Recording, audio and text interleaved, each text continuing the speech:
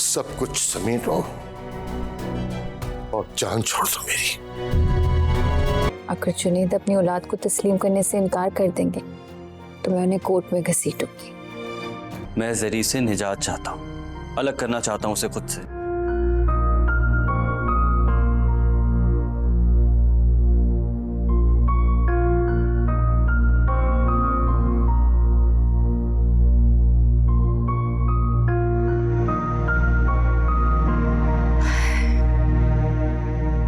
जुनैद, परेशान मत हो। ऐसी लड़कियों को ना या तो उनके भाई मार देते हैं या तो उनके शौहर। तो तुम परेशान मत हो। नैना, अगर उसे कुछ हो गया ना तो मुझसे सवालात होंगे, क्योंकि मैं शौहर हूं उसका।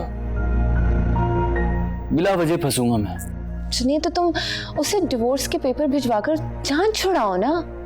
विरासत के पेपर्स का इंतजार कर रहा हूं। ऐसा ना हो कि डैड मुझे हर चीज से महरूम कर दे। लेकिन अब ये तो तय है कि जरी इस घर में दोबारा कदम नहीं रख सकती, डैड की हिमायत होने के बावजूद भी। जुनैद, जरी से ज्यादा ना वो तारा खतरनाक है। उसे जब भी मौका मिलता है वो मुझे इंसल्ट ही करती रहती है। बस वक्त आने दो, फिर मैं बताऊंगा उसे कि इंसल्ट क्या होती है।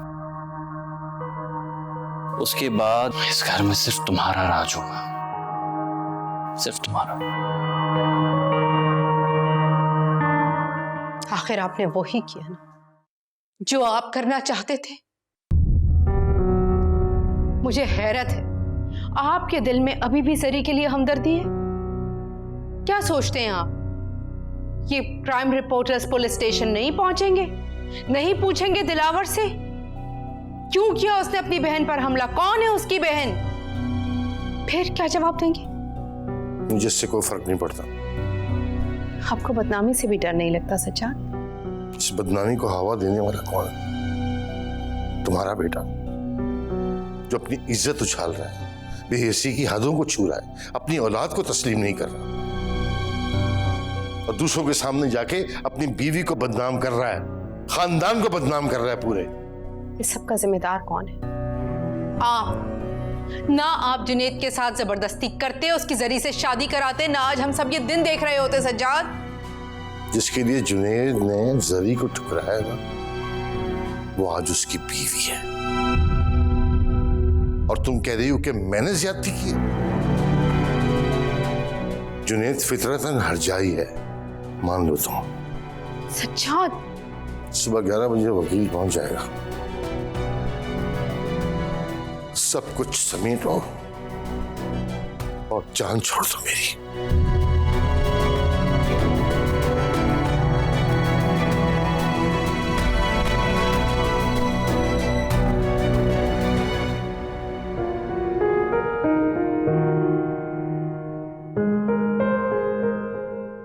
जरी, दूध पी लो। बहुत शुक्रिया, आप मेरे लिए बहुत तकलीफ उठाती हैं। नहीं, तुम्हारी तकलीफ देखकर मुझे तकलीफ होती है। कभी कभी सोचती हूँ जो घर छोड़कर आना ही नहीं चाहिए था, जो वहीं रहकर जुनैद की बेहिसी का मुकाबला करना चाहिए था। हाँ जरी, मैं भी यही चाहती हूँ, तुम्हें मुकाबला करने का हौसला पैदा हो। ये हौसले तोड़ने के लिए हवेली की दीवारें काफी थी। हर वक्त डर, हर लम्हा खौफ कि कहीं बाबा साईं को कुछ बुरा ना लग जाए, कहीं माँ सजीला ना नाराज हो जाए, कहीं मैं रस्म और रिवाज के खिलाफ कुछ ना कर दूं। देखो जरी, अब भी कुछ भी नहीं बिगड़ा है। जब तक तुम माँ नहीं बन जाती, जुनैद तुम्हें छोड़ नहीं सकता। और अगर तुम्हें अपनी बुज़दिली का एहसास हो गया है तो बहादुर बन जाओ और जो दाग तुम पर लग रहा है उसे अपने हौसले से मिटा दो। ठीक कह रही हूँ। मुझे खुद को इस मुकाबले के लिए तैयार करना होगा। अगर जुनैद अपनी औलाद को तस्लीम करने से इनकार कर देंगे तो मैं उन्हें कोर्ट में घसीटूंगी, अपनी बेगुनाही साबित करूंगी। मैं सुबह ही घर चली जाऊंगी। ठीक है, चली जाना, लेकिन जरी हिम्मत नहीं हारना, वरना तुम्हारी तरह तुम्हारी औलाद भी सफर करेगी।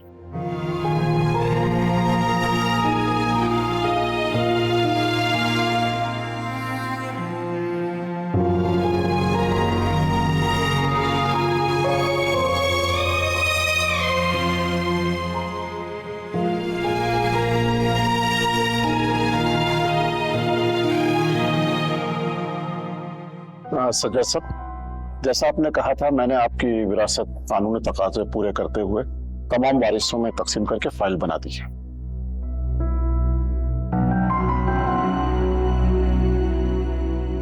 बहुत शुक्रिया वकील साहब, मैं भी यही चाहता था।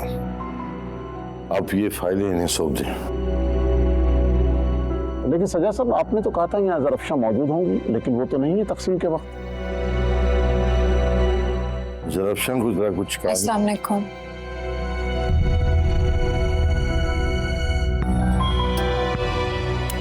वालेकुम अस्सलाम। तुम आ गई बेटा? कैसे ना आती? आज ना आती तो क्या ये कीमती मौका जाया नहीं हो जाता? आओ बेटा, यहाँ बैठो आकर। जी वकील साहब। वकील साहब, ये फाइलें इन सबको दे दीजिए और उन्हें ये भी बता दीजिए कि मैंने अपने होश हवास में सब कुछ इसमें तकसीम किया है और आइंदा कोई किसी से किसी किस्म का तकाजा नहीं करेगा। डैड, क्यों कर रहे हैं आप ये सब कुछ? यही वक्त का तकाजा है बेटे। वकील साहब प्लीज। जी जी जी, भाभी जी आपके थैंक यू।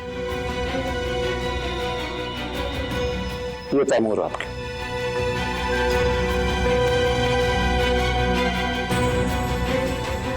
जुनैद,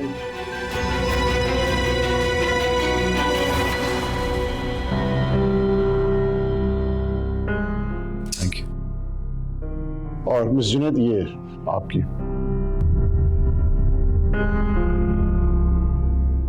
इनकार ना करो बेटा, तुम्हारे मना करने से कुछ तब्दील नहीं हो सकता। सब तुम्हारी मिल्कियत है, ले लो।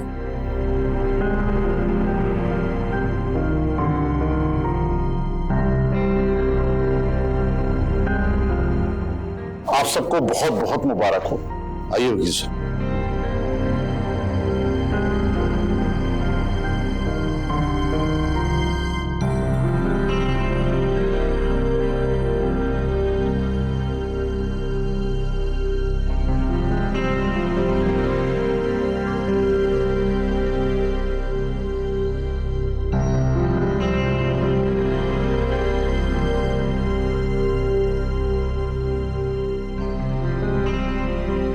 मेरी फाइल में इस घर का तो कहीं भी जिक्र नहीं। तैमूर, तुम जरा अपनी फाइल खोलकर देखो। Mom, stop it. I don't want to look at this. Crazy. Junaid, तुम देखो ना।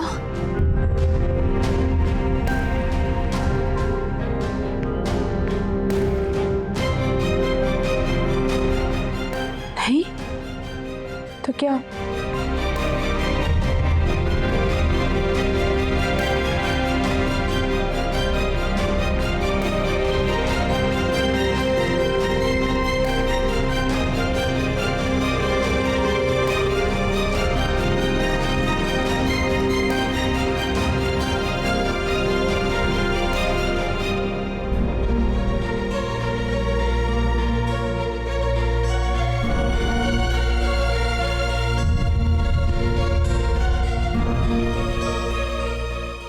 सब जानती थी, ये इसकी मर्जी से किया है सज्जाद ने सब कुछ।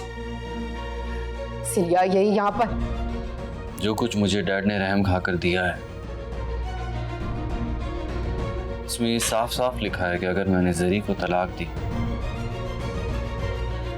तो मुझे इसमें से भी कुछ नहीं मिलेगा। जश्न मनाओ, मिठाइयां बांटो, खुश हो जाओ। तुम जो तुम चाहती थी वो हो गया। वो घर जो हमने तिनका तिनका करके बनाया था, जिसपे इतनी मेहनत थी, वो तुम्हारा हो गया। कर लिया तुमने कब्जा हर चीज पे। उमानी जान, ऐसा कुछ नहीं है। मैं ऐसा क्यों चाहूंगी? जुनैद प्लीज मेरा यकीन करें, मैंने ऐसा कुछ नहीं किया है। बस तुम ज़रफ़शाह, तुम सरापा लालच हो। सर से पांव तक सिर्फ और सिर्फ लालच। पहले अपने बाप की जायदाद पर कब्जा किया, अब मामू की जायदाद पर हाथ साफ करने आ गई हो। क्यों आई हो तुम यहां अपना ये गुनाहआलूद वजूद लेकर? मुझे ये बताओ। आप मुझसे ये सवाल नहीं कर सकती कि मैं यहाँ क्यों आई, क्योंकि अब ये मेरा घर है।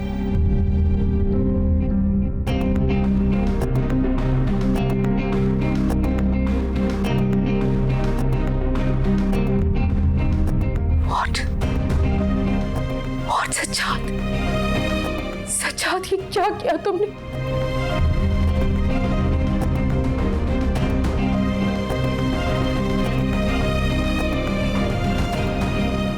पता नहीं तारा, डैड ने ये सब कुछ क्यों किया, मेरी समझ में नहीं आ रहा।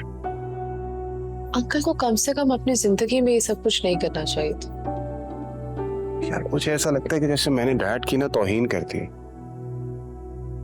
मैंने तो कभी सोचा भी नहीं था इस बारे में, कभी ये सब कुछ चाहा भी नहीं था। तैमूर, तुम ऐसा करो, अंकल को सब कुछ वापस कर दो। कोई फायदा नहीं है। भाभी ने कोशिश की थी, लेकिन डैड कानूनी कार्रवाई कर चुके हैं। जरीब, वापस आ गई है भाभी। क्या मतलब है? जरी कैसे? वो कहीं इसलिए तो नहीं आई कि अंकल ने विरासत में उसका नाम शामिल कर दिया? पता नहीं कैसे आ सकती है जरी इतनी तौहीन के बाद?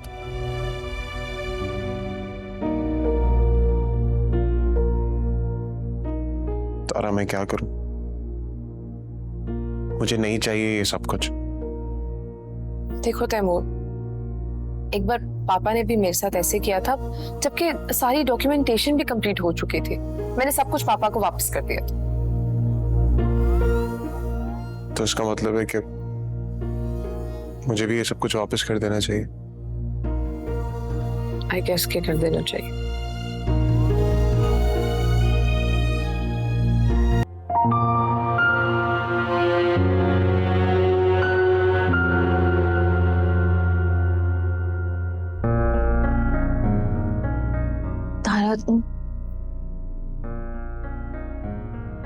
तारा, ये बहुत बहुत मुबारक हो। बिजनेस में शेयर और ये घर तो सब तुम्हारा है। तारा, तुम जानती हो मुझे ये सब नहीं चाहिए। ये ड्रामा मत करो। अब इस घर की मालकिन बन चुकी हूँ। अब ये मत कहो कि मुझे ये नहीं चाहिए, वो नहीं चाहिए। तुम्हें लग रहा है मैं ये ड्रामा कर रही? तो क्यों आई यहाँ, वो भी स्पेशली उस वक्त जब तुम्हें पता था कि घर का बंटवारा चल रहा है? तारा प्लीज। नहीं, बताओ ना तुम क्यों आई, जब मैंने मना किया था कि अभी मत आना। तारा, तुम जिसकी मर्जी कसम ले लो, मुझे नहीं पता था मामू जान ये सब करने वाले हैं। मैं तो अम्मी जान के समझाने पर यहाँ आई थी। उन्होंने मुझे समझाया कि मुझे हालात का मुकाबला करना चाहिए, जुनैद को मेरे आंसू नजर नहीं आने चाहिए। मामू जान से कुछ लेने का सोच भी नहीं सकती। मेरे पास सब कुछ तो है जो बाबा साईं ने मुझे दिया है। मैं ऐसा क्यों चाहूंगी? जरी, मैं तो अपना सब कुछ जुनैद के कदमों में रखने आई थी, ताकि वो मेरी औलाद को कबूल कर सके। मुझे कुछ नहीं चाहिए, ना ये घर, ना ये पैसा, और ये बात तुम जानती हो तारा। तो आने से पहले कॉल नहीं कर सकती थी तुम? तुम्हें अगर कुछ भी पूछना है ना, तो अम्मी जान को पूछो। और अगर आइंदा मुझ पर शक किया ना, तो मैं ये घर छोड़कर दारुल अमान चली जाऊंगी।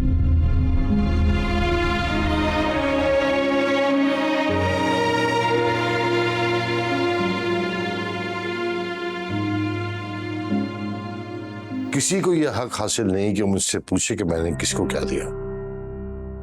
बिल्कुल ठीक कह रहे हैं आप। किसी को हक हासिल नहीं है, लेकिन जरी को भी हक हासिल नहीं है। वो आपकी विरासत का हिस्सा नहीं है।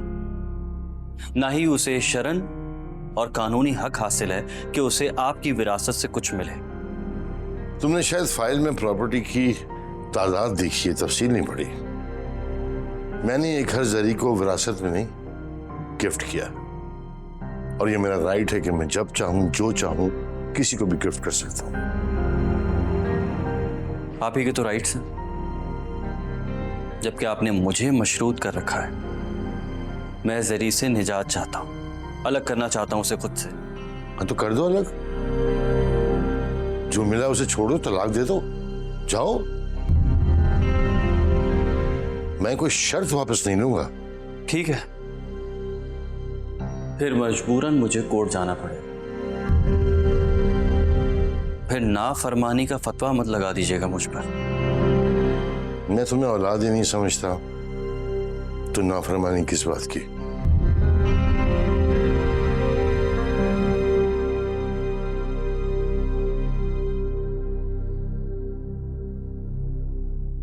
लेकिन मैं आपको अपना बाप समझता हूं, क्योंकि आप मेरे बाप हैं,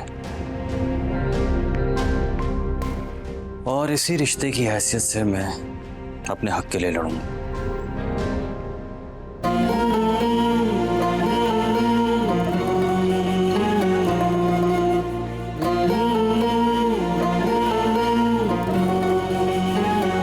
आंसुओं के मौसम में गमों के बादल से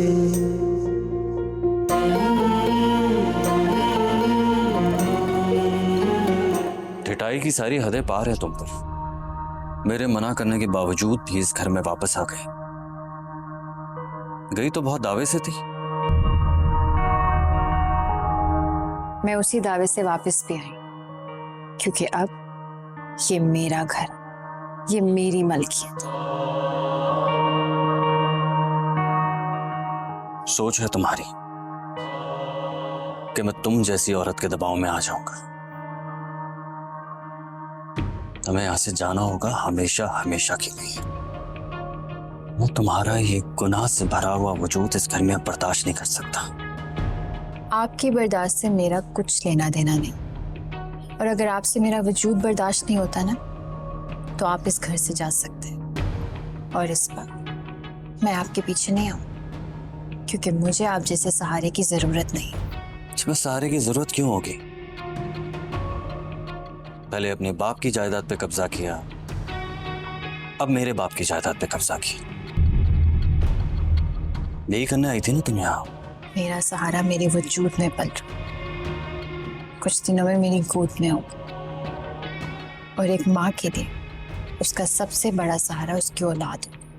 शर्म आनी चाहिए तुम्हें। अपने गुनाह को अपना सहारा बोल रहे हो। गुनाहगार आप, जो अपने खून को गुनाह कह रहे हैं। ये याददाश्त कमजोर है आपकी। नशा उतरता है तो सब कुछ भूल जाते हैं। जानते हैं इस नशे को हराम क्यों कहा गया? क्योंकि नशे की हालत में आप जैसे लोग हलाल को हराम कहने लगते हैं। हराम और हलाल की तुम बात ना ही करो तो अच्छा है, तो पे सूट नहीं करता। और तारा के साथ रहकर बहुत बोलना सीख गई हूं ना उसकी शागिर्दी में। अब मैं तुम्हें बताऊंगा कि मैं तुम्हारे साथ क्या करता हूं। डैड के इस बंटवारे को कोर्ट में चैलेंज करूंगा कि तुमने अपनी नाजायज बहन के साथ मिलकर मेरे बाप की जायदाद पर कब्जा किया है, बेवकूफ बनाया है मेरे बाप को।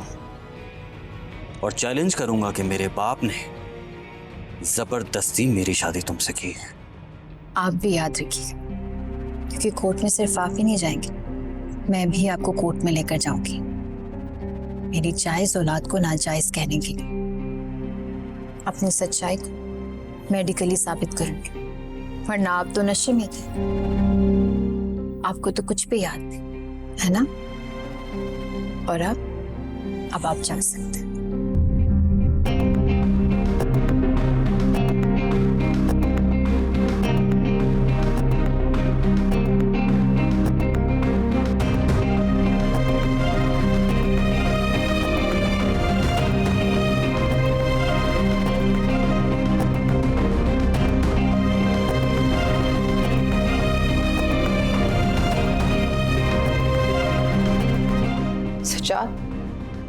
मैंने अपनी सारी जिंदगी आपके नाम कर दी, आपकी औलाद के लिए खुद को वक्फ कर दिया, ये घर बनाया, इतनी मेहनत की, और आपने मेरा घर ही मुझसे छीन लिया।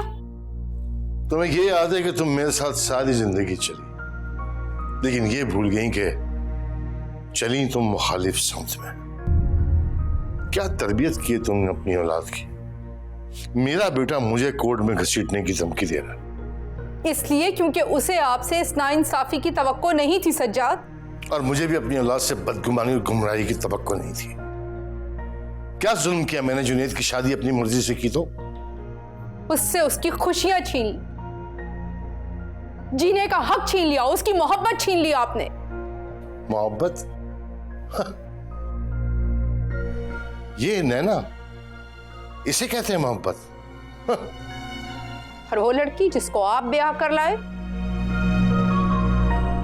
उसका किरदार, उसका चाल चलन, अरे खुद उसके भाई ने उस पर कातलाना हमला किया क्योंकि उसके किरदार पर शक था उसे। ये है तुम्हारी सोच, ये है सोच जो तुम दूसरों में डालती आई हो आज तक। कुछ भी हो जाए सजाद, मैं ये घर जरी का नहीं होने दूंगी। ठीक है, तुम्हारा बेटा कोर्ट जा रहा है, तुम भी चली जाओ, लेकिन मैं जो कर चुका हूं ना, अब उससे पीछे हटने वाला नहीं। चाहे तुम रो पीटो चिल्लाओ, मुझ पे कुछ असर नहीं होने का। और एक बात और समझ लेना,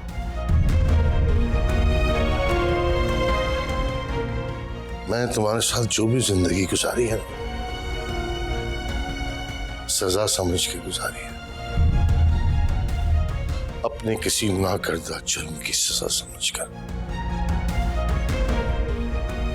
जितनी काटनी थी काट ली, अब और नहीं, बस जाओ यहां से, लीव मी अलोन।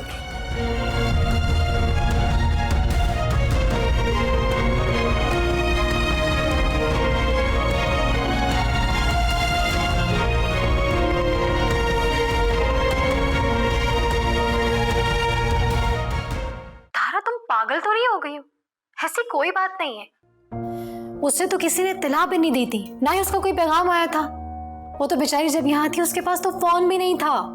इसका मतलब है मामा मैंने सरी पे बिना वजह ही शक किया। तुम्हारा यही तो प्रॉब्लम है, ना सोचती हो ना समझती हो, बस फैसला लेके बैठ जाती हो। वो बेचारी तो पहले ही दुखों की मारी है, शौहर ने उसके ऊपर तोहमत लगा दी है, भाई उसकी जान का दुश्मन बना हुआ है, और तुमने भी न जाने उससे क्या कुछ कह दिया है। मामा सरी कह रही थी कि वो दारुल-अमान चली जाएगी।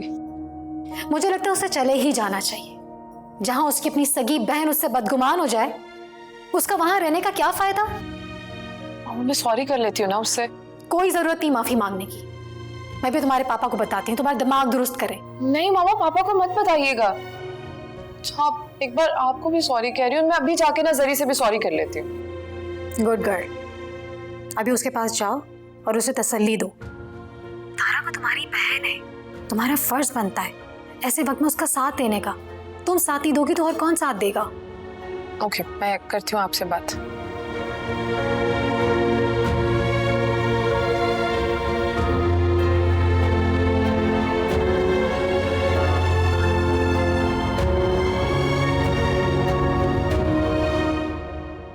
सरी प्लीज मुझे माफ कर दो।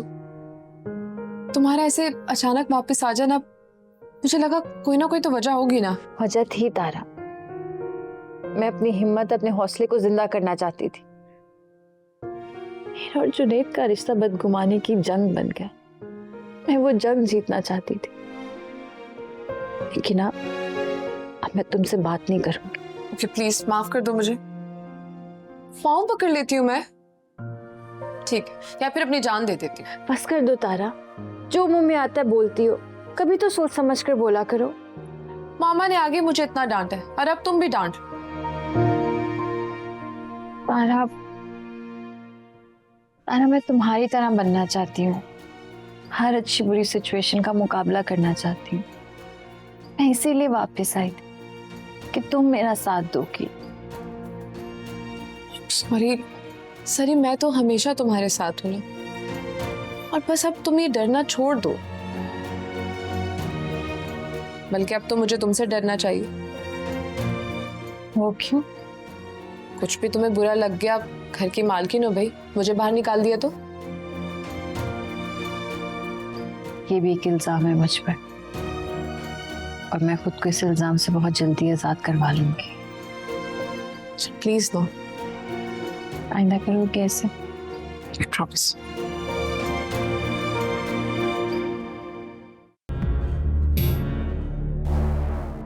जरी जरूरत से ज्यादा कुछ चालाक नहीं है।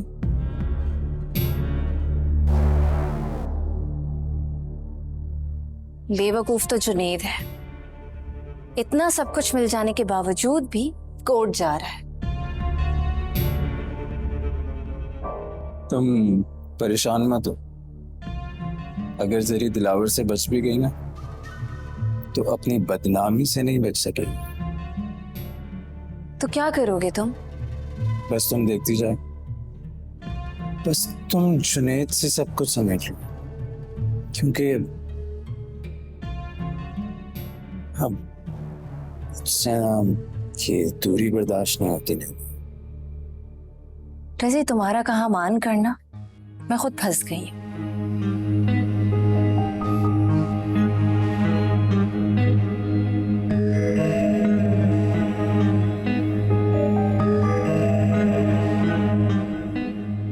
इन बाप बेटियों के झगड़े तो खत्म ही नहीं हो रहे, इतने मसले मसाइल। खैर, जब तक ये मसले मसाइल रहेंगे तो दूरी तो बर्दाश्त करनी ही पड़ेगी। वैसे तुम्हें क्या लगता है कि जुनेद इतनी आसानी से जरी को छोड़ देगा? नैरा, तुम उसकी फिक्र मत करो, क्योंकि अब वो होगा कि सज्जाद साहब खुद जुनेद को मजबूर कर देंगे कि वो जरी को तलाक दे दे।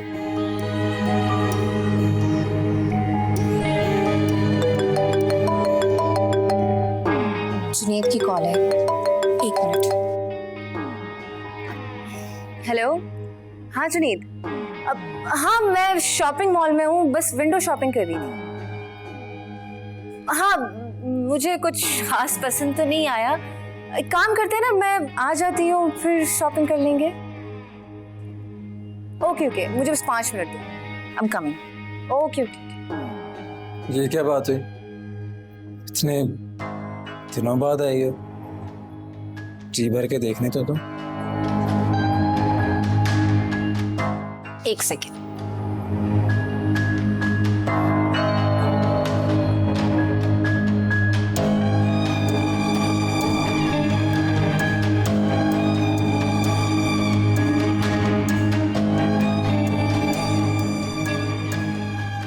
ये रखो और इसे देखो।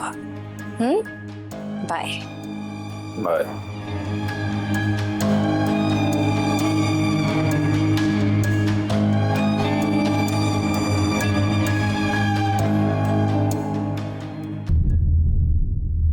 कहाँ लेके जा रही हो ये? बेगम साहिबा के लिए। बेगम साहिबा? कौन बेगम साहिबा? बेगम साहिबा ज़रफ़शां के लिए। वो कब से इतनी मोतबर हो गई कि वो बेगम साहिबा हो गई? जो घर की मालकिन होती है उसे बेगम साहिबा का खिताब तो खुद ब खुद मिल जाता है ना। तुम दोनों बहनें मिलकर जो खेल खेल रही हो ना, तुम दोनों को खेल खेलने नहीं दूंगी। वो खेल तो खत्म हो गया।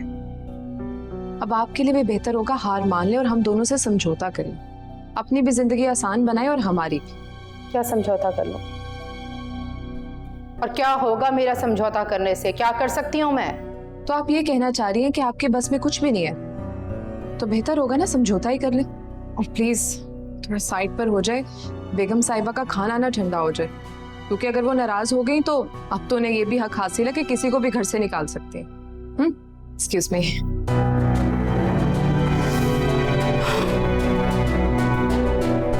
बेगम साहिबा, चलो जरी खाना खाओ। मुझे भूख नहीं है तारा। जरी मामा ने मुझे सख्ती से कहा है तुम्हारे इस हालत में भूखा रहना बिल्कुल ठीक नहीं है, खाना खाओ। तुम जानती हो तारा, जब मैं इस घर से गई थी ना, तो मुझे लगता था मैंने बहुत बड़ी गलती कर दी, लेकिन अब वापस आकर लगता है मैंने एक और गलती कर दी। जरी तुमने कुछ गलत नहीं किए, बस बहुत जल्दी घबरा जाती हो तुम, क्योंकि तुम्हें चारों तरफ से धमकियां मिल रही हैं। लेकिन मेरी बात सुन, तुमने बिल्कुल नहीं घबराना, क्योंकि मैं तुम्हारे साथ हूं। कब तक मुकाबला करूंगी इस सब का तारा? जुनैद की बेरुखी मेरी हिम्मत तोड़ती जा रही है, मेरा हौसला खत्म होता जा रहा है। मुझे लगता है मैं खुद ही अपनी औलाद के लिए मुजरिम बन जाऊंगी।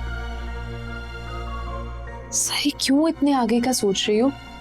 पता नहीं कल को क्या होगा, हमें क्या मालूम। तारा, जो आज हो रहा है उसका नतीजा कल ही सामने आएगा। अगर मेरा बच्चा या बच्ची मुझसे ये सवाल करता है कि हमारा बाप हमें छोड़कर क्यों चला गया था, तो मैं क्या जवाब दूंगी? सरी ऐसा भी तो हो सकता है ना, तुम्हारी औलाद कल को जुनैद भाई का गिरेबान पकड़ ले कि उन्होंने उनकी मां पर इतना बड़ा इल्जाम कैसे लगाया। प्लीज इतना ज्यादा मत सोचो और खाना खाओ, मैं आज से खिलाती हूँ।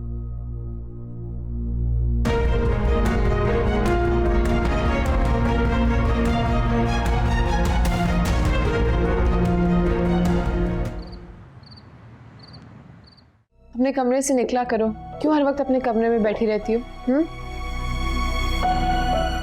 लो, एक तो ये हर वक्त काली बिल्ली की तरह रास्ता काटती रहती है। Shut up Tara. You shut up और अपनी आवाज नीचे रखो। तुम वैसे मुझसे इतना उलझती क्यों हो? इस घर में मैं अपनी मर्जी से नहीं आई हूँ, जुनैद मुझे लेकर आया है। और हमें जुनैद के अब्बा जी। You know what? मैं तुम दोनों से उलझना नहीं चाहती।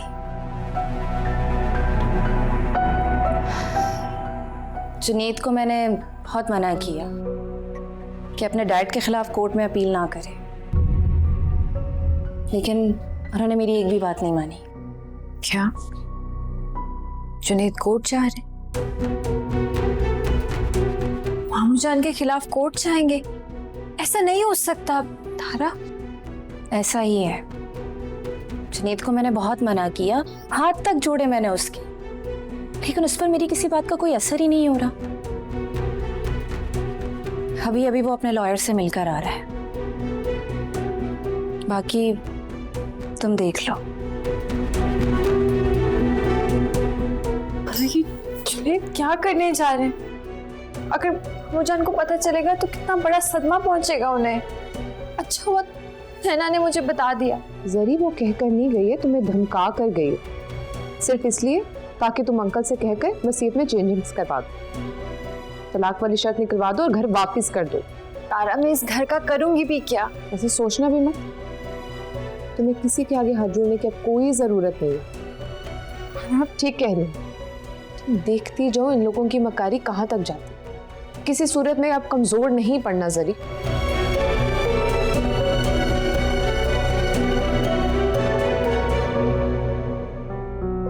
कहाँ फंसा दिया डैड ने? क्या हुआ जुनैद, तुम अब तक इस फाइल को लेकर बैठे हो? वो क्या करूं यार,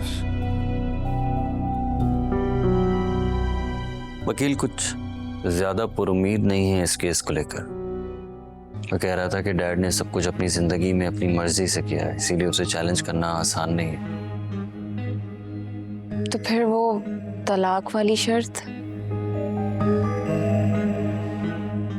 बस अगर मैं तलाक दूंगा तो मुझे कानून को फॉलो करना होगा, डैड की वसीयत को फॉलो करना होगा, सब कुछ जाएगा हाथ से। तुम एक काम क्यों नहीं करते जुनैद? जैसे तुम्हारे डैड ने अपनी जिंदगी में ये घर जरी को गिफ्ट कर दिया और उसे कोई चैलेंज भी नहीं कर सका, तो तुम ये सब मेरे नाम कर दो।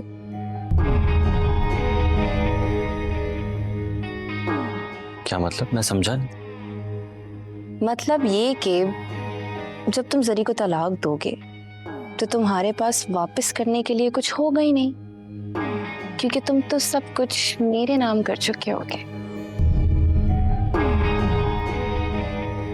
ना क्या आइडिया दिया तुमने,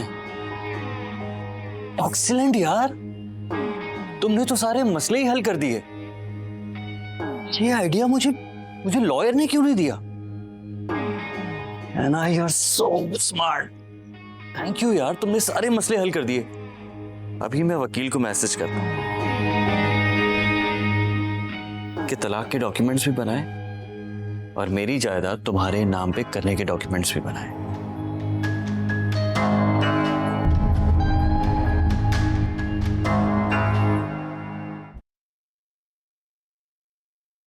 शरीफा, शरीफा कहाँ रह गई है?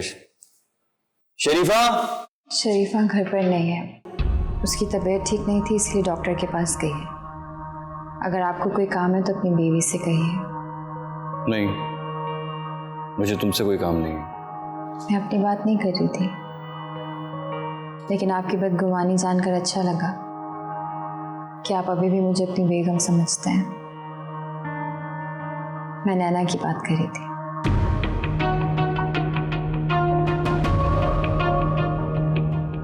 मैं नैना से अपने कपड़े प्रेस करने के लिए क्यों कहूंगा?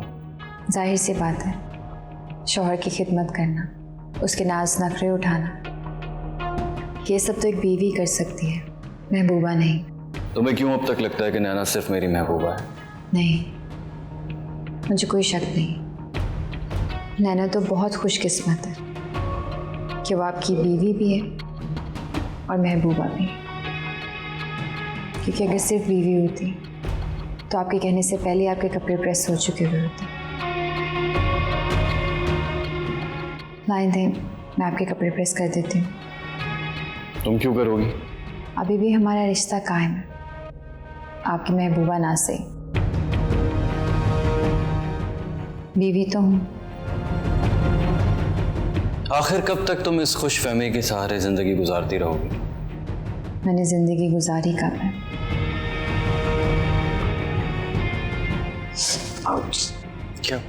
क्या हुआ? आपको फिक्र करने की जरूरत नहीं है, ठीक हूं मैं।